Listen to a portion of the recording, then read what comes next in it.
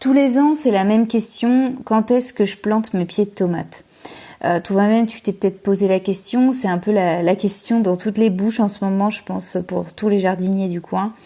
Quand est-ce que je plante mes pieds de tomates? Alors peut-être que c'est toi aussi, tu te poses cette question. Alors, tous les ans, tu te la poses. Ou peut-être que c'est la première année que tu te poses cette question. En tous les cas, pourquoi c'est si important de ne pas se tromper sur ta date? Alors les gens parlent beaucoup des seins de glace, de la météo, etc. On va débroussailler un petit peu la question ensemble et voir quel est le moment le plus intéressant pour toi pour planter tes pieds de tomates. Alors tu dois peut-être le savoir, la tomate elle aime pas trop la pluie, c'est-à-dire qu'elle l'aime bien à ses pieds mais elle aime pas trop sur ses feuilles. Parce que finalement ça développe un terrain propice pour le développement du mildiou. Donc si tu connais pas le mildiou, je t'invite à regarder un petit peu sur internet, mais concrètement c'est un champignon qui vient se mettre sur les feuilles et qui va attaquer ton pied de tomate et progressivement ta plante va dépérir et tu auras une récolte de tomates bien plus maigre que si tu ne l'avais pas.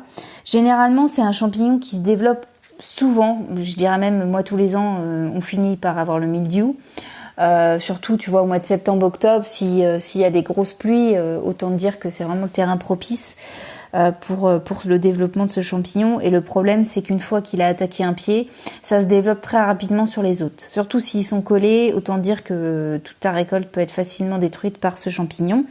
C'est un peu la maladie redoutée du jardinier par rapport à la tomate, quoi.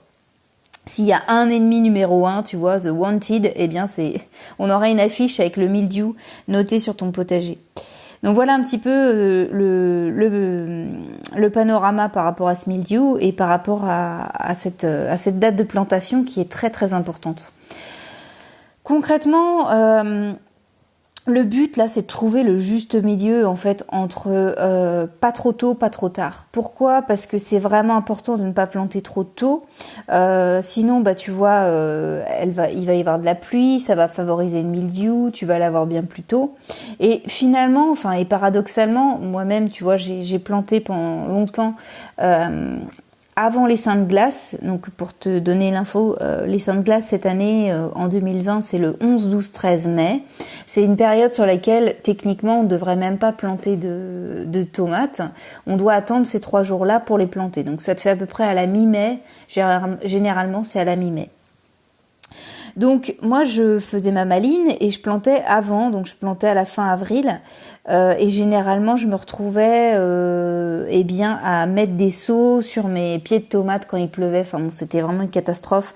D'ailleurs même j'ai cassé un des pieds une fois avec mon seau. Bref, je te conseille pas du tout.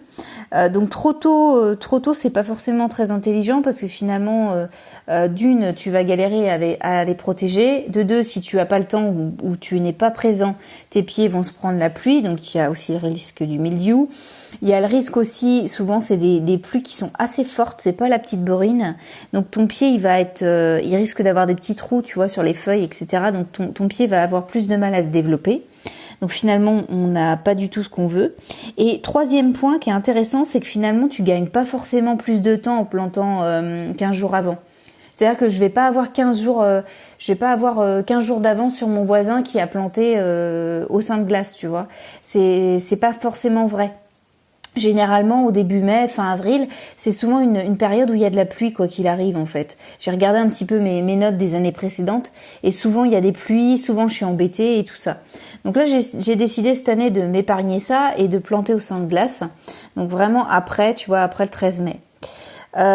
Si vraiment tu veux gagner du temps, parce que moi concrètement c'était ce que je voulais, tu vois, avoir une période de récolte de tomates assez intéressante, et avoir le plus tôt possible des tomates dans mon assiette, vaut mieux prendre une variété précoce. Tu as 3 variétés de tomates, généralement tu as des variétés précoces, les normales et puis les variétés plus tardives comme les cœurs de bœuf entre autres. Donc là, les variétés les plus précoces, c'est généralement les tomates cerises puisque c'est les tomates qui sont plus petites et que tu peux récolter et qui sont prêtes plus tôt. Donc vraiment, ça c'est une petite astuce. Si vraiment tu veux gagner du temps et avoir une variété, une récolte de tomates abondante et qui court sur plus longtemps, eh bien, prends des variétés précoces comme les tomates cerises, des variétés normales et des variétés plus tardives comme la cœur de bœuf ou autres. Je t'invite à regarder également sur internet, je pense que tu vas trouver ton bonheur. Ensuite, il faut pas non plus le faire trop tard. Ça, c'est le paradoxe, c'est que trop tard, trop tôt, d'accord, mais moi, je sais pas trop. Et finalement, trop tard, tu vois, déjà au mois de juin ou fin mai, on est déjà un peu trop tard, tu vois. Ça veut dire que concrètement, tu peux rattraper ton retard avec des variétés précoces, mais par rapport à quelqu'un qui aura planté après les 5 glaces, ça sera toujours plus compliqué. Et forcément, ta récolte de tomates sera moindre. Et tu auras des tomates plus tardivement. Donc ça, c'est un peu le risque. Après, il y a moins de risque à la planter plus tard que plus tôt. Parce que plus tard, finalement, le risque, il va être que tu vas avoir moins de récoltes parce que ton mildiou va arriver plus tôt au mois de septembre, peut-être. C'est vraiment, je pense qu'il faut vraiment avoir l'œil du jardinier aiguisé, tu vois. Faut faire les choses en bonne intelligence. Donc concrètement, pour être très très clair avec toi, au niveau calendrier, cette année, il faudrait donc les planter après les 5 glaces, donc après le 11, 12, 13 mai. Mais après, il faut regarder également un autre facteur qui est la météo. Tu vois, faut regarder la météo, faut regarder un petit peu s'il pleut. Moi, je suis pas mal embêtée parce que finalement, après le 13 mai, chez moi, il va pleuvoir, il va y avoir des orages. Donc, est-ce que c'est intelligent de les planter alors tu vas voir qu'il y a 2-3 jours d'orage derrière? Je sais pas, je suis pas sûre. Peut-être qu'il vaut mieux attendre, tu vois, quelques jours, voir un petit peu comment ça se calme. Là, aujourd'hui, j'ai pas encore pris ma décision sur quand exactement je vais les planter. Je vais voir un petit peu la météo, ce que ça fait. Et puis, il y a la météo, mais il y a également ton emploi du temps. Il faut regarder si tu as le temps de le faire et le nombre de pieds que tu as envie de planter. Si tu as un travail très prenant ou que tu as des enfants, etc., et que tu as 60 pieds à planter, il serait peut-être judicieux, effectivement, de déterminer plusieurs jours de plantation. Moi, c'est ce que j'ai fait. J'ai commencé à en planter quelques-uns, là, tu vois, on est avant les 5 glaces. Je vais faire des tests. Je vais voir un petit peu si, effectivement... j'ai des tomates plus rapidement avec ces pieds-là ou inversement, ça ne change rien. Et puis le but, c'est de voir un petit peu ce qui marche et ce qui marche pas. Donc là, tu vois, j'ai planté ça hier. Donc on était début mai, donc à voir un petit peu. Et puis je pense que je planterai aux alentours du 15-16 si tout va bien, si la météo s'y prête, quoi. Donc ce que je voulais vraiment te dire...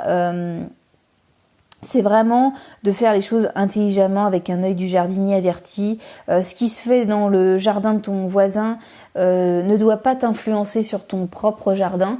C'est pas parce que Pierre-Paul Jacques a planté ses pieds de tomates avant les 5 glaces ou après ou machin que toi-même il faut le faire.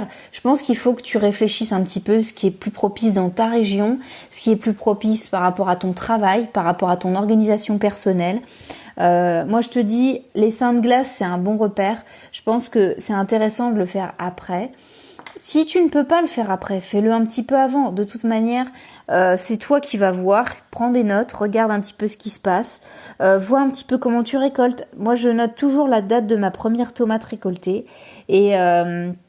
généralement, dans les moments où il y a un temps à peu près propice, on arrive au fin juin, début juillet.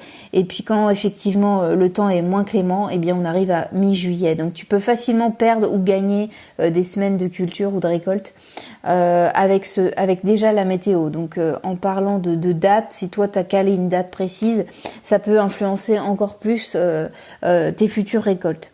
Donc il y a malheureusement pas de règles absolues, et c'est ça aussi qui est très intéressant au potager.